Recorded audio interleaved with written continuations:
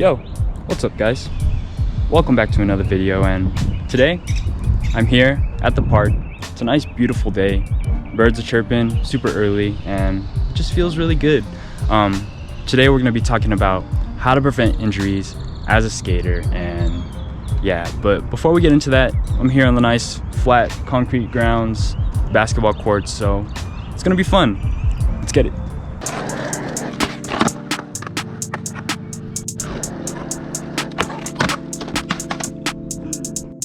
Maybe I should really warm up first.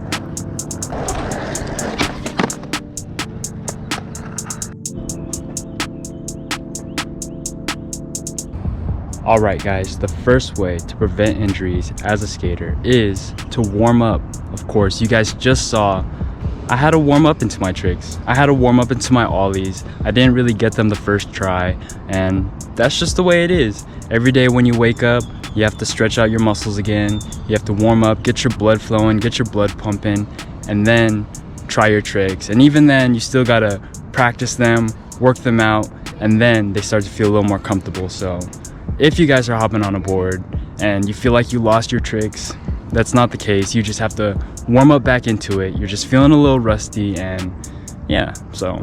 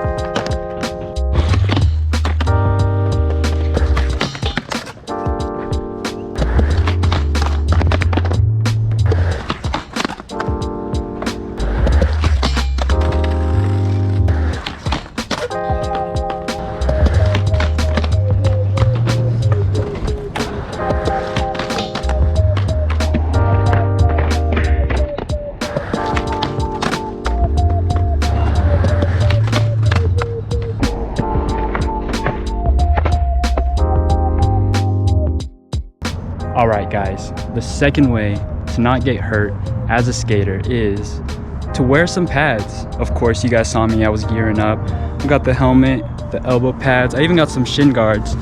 Wear some pads if you need to. Don't let anybody call you a poser or tell you anything for wearing pads, because safety is cool. Let me tell you what's not cool.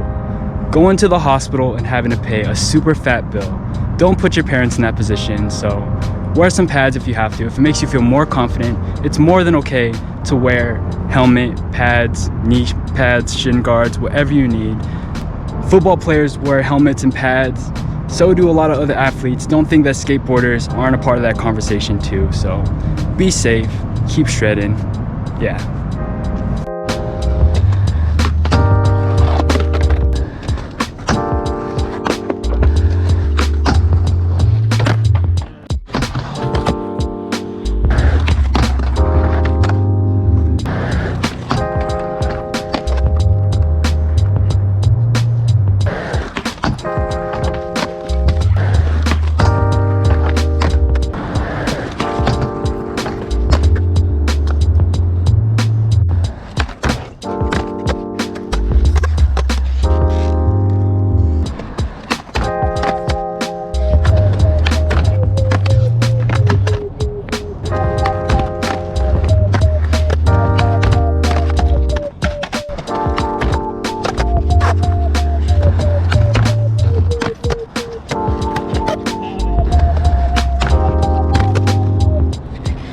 Alright guys, that was a lot of fun, but back to the topic, and that is how to not get hurt as a skater. And the third thing I want to talk to you guys about is understanding physics. Now, I'm not saying that you have to be Sir Isaac Newton and understand every single law, but there are two things that I want you guys to remember. And the first one is once in motion, always in motion.